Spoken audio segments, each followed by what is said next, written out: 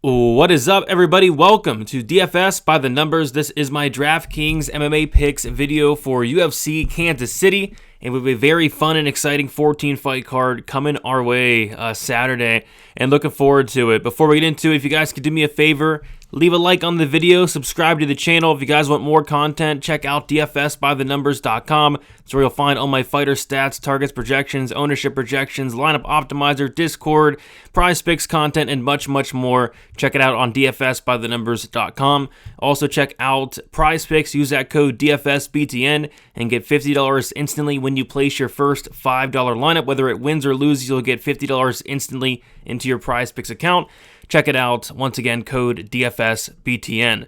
And with all that out of the way, I say we get into it. We're going to start with the fight. Doesn't go to decision lines. A lot of very chalky.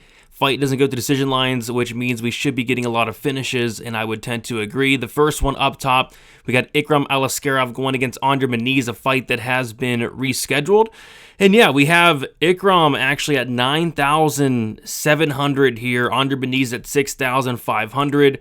If anything, I think I'll be looking to play the Ikram side, if anything, but that is a very, very steep price tag to pay. But yeah, I think if Ikram's winning this fight, I think there's actually a good chance it does come early. All of his wins thus far in the UFC have come in the first round. Andre Muniz is a fighter who I do question the durability, the cardio, the heart. Muniz has been finishing all 6 of his losses. So yeah, I think Ikram Alaskarov does score well, and he does finish the fight, but it is a very hefty price to pay this week. As far as Andre Muniz on the flip side, just don't have a ton of interest, to be honest. Next is the fight where I do have interest in both sides, actually. We got Zhang Mingyang going against Anthony Smith. We got Zhang Mingyang 9,600, Anthony Smith 6,600. The fight doesn't go decision, sitting at minus 500 here. And yeah, it's a fight that I do think finishes inside the distance and probably in the first round. I mean, Zhang Mingyang, this guy has 24 fights. I think like 20 of them have finished in the very first round. Anytime this guy's won a fight, it has come in round 1. 18 wins, 18 first round finishes. So it's safe to say if he's winning this fight, it's probably in the first round. But you know, Anthony Smith at 6,600, extremely cheap. He does have a couple paths. Like, obviously, he's more than done. He's more than on his way out. He probably shouldn't even be fighting. But if two things happen, if one of two things happen, I should say, Anthony Smith could win this fight. The first of which, if this fight hits the second round. You know, if this fight hits the second round, his chances of winning skyrocket, right? Like, Zhang Mingyang has never won a fight in the second. And the other thing is, if this fight hits the ground, like, Anthony Smith's probably very live to win the fight. You know, Zhang Mingyang, I have a feeling his ground game is just not very good at all. So, yeah, I think the most likely scenario is absolutely Zhang Mingyang by first round knockout. And at 9,600, it's not a bad look, but I will be sprinkling some Anthony Smith at 6,600 as a potential dart throw this week. Next, we got Matt Schnell going against Jimmy Flick. The fight doesn't go sitting at minus 350. And yeah, I think this fight does finish at a pretty high clip, right? Like, it's a flyweight fight, but this is probably two of the least durable fighters in the flyweight division on the current roster, right? We have Jimmy Flick, who's been finished 6 times by knockout. We have Matt Schnell, who's been finished 8 times. 8 times, which is ridiculous. Like, 5 knockout losses for Matt Schnell, 3 submission losses for Matt Schnell as well. And this apparently is going to be Matt Schnell's official retirement fight. This guy retired after his last fight, but I guess he's retiring again. So, yeah, for me personally, I think I would more so lean the Jimmy Flick side. Like, I think a lot of people are expecting Matt Schnell to knock out Jimmy Flick, and I'm just not so certain that's going to happen. Like, Matt Schnell's never knocked out anybody in the UFC.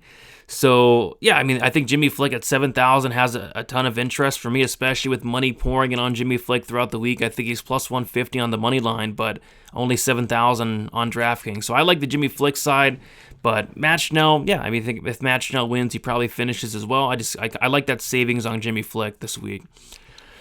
And then we got Amarim Viana, minus 225 for the fight. Doesn't go to decision. It's not too often we'll see a strawweight fight here in terms of fights most likely to finish, but here we are, and it looks like that fight doesn't go to decision line has even moved a little bit. I see like minus 285 on some books, minus 300 on some books for that fight doesn't go, and a lot of that has to do with both ladies having a 100% finish rate and Amarim just having an astronomical advantage once this fight hits the ground, and she should have no problem getting it there due to the fact that Viana has a 38% takedown defense. So for me, it's Amarim or pass. 9,500. She's very expensive, but I do think she pulls off that price tag there. Moving on to the core plays. Yeah, speaking of Amarim, 9,500. Probably my favorite play on the slate, just in terms of, we have three very expensive fighters up top. We got Zhang Mingyang, we got Amarim, we got Ikram Alaskarov, and she is the cheapest out of those three. And the thing she does differently than those three is, Zhang Mingyang's not going to grapple, right? Ikram Alaskarov, he shouldn't grapple. I guess he could, but he shouldn't grapple. Amarim's going to grapple. She needs to grapple, and she should have success grappling. Like I said, Polyana Viana, 38% takedown defense. Amarim's going to get on top, and I think she's going to either find submission or potentially even get a TKO. So I like Amarim quite a bit. She's somebody who I feel like is not only safe, but I feel like she has some solid upside as well. Michelle Pereira, 8,600. I like quite a bit this week. I think it's a good buy low spot on Michelle Pereira. I think it's a good bounce back spot for Michelle Pereira after getting completely embarrassed in his last fight against Anthony Fluffy Hernandez. I think people are expecting the Abus to, go out there and get takedowns across 3 rounds, and I don't really think so. I think Pereira is going to be very hard to take down, very hard to hold down, and I just don't trust the cardio or the durability of Abus Magomedov. This guy Abus slows down very badly after the first 5 minutes of a fight. We've seen him hurt, we've seen him rocked, we've seen him knocked out. I think Pereira not only wins this fight, but gets a finish as well. And at 8,600, that's something I like quite a bit this week. Next, we got Carlos Praches, 7,700. Yeah, taking Praches in the main event here. There are some reasons to like Ian Gary, but for me, I don't want to go against the fighting nerds. It just hasn't been a good idea to do so. I'm talking about the top 4 fighting nerds, the Jean Silvas, the Carlos Pracheses, Mauricio Hufi, those guys. I don't want to go against Carlos Praches anytime soon. This guy seems to have the death touch, and Ian Machado Gary is a guy that, although very skilled, the one thing that I do think he lacks is the striking defense. 51% striking defense. We've seen him hurt. We saw him got dropped by Song Kanan. I just think at some point Carlos Praches touches the chin of Ian Gary. So 7,700, I like it quite a bit, and he will be a core play for me this week. And then finally, David Onama, 8,800. Yeah, I don't mind Onama here, and what I would like to know is the game plan for Onama. If I knew Onama would grapple, I would go all in on him this week, because if he grapples here, I just have a feeling he's going to just destroy Giga on the mat.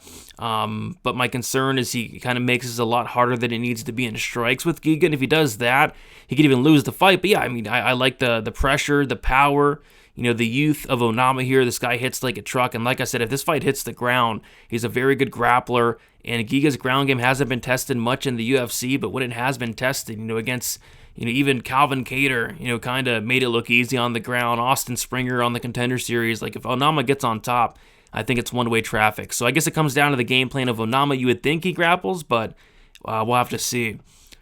Moving on to the GPP plays here, we got Zhang Mingyang at 9,600.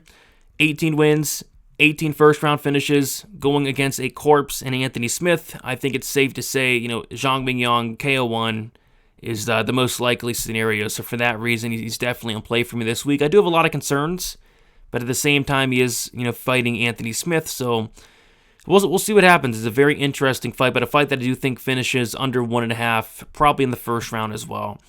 Malcolm Wellmaker, 8,400. I don't mind some Wellmaker here. I will say, I think that he's more so finish reliant, kind of big moment reliant here. Simon, I do think is going to bring the volume, potential grappling as well. But yeah, if Wellmaker is winning this fight, he's probably knocking out Cameron Simon, who's, coming off a knockout loss, who is very hittable. So yeah, a Wellmaker knockout, 8,400, I don't think would be bad there. So I don't mind some Wellmaker here for that knockout upside. The dude has a ton of power.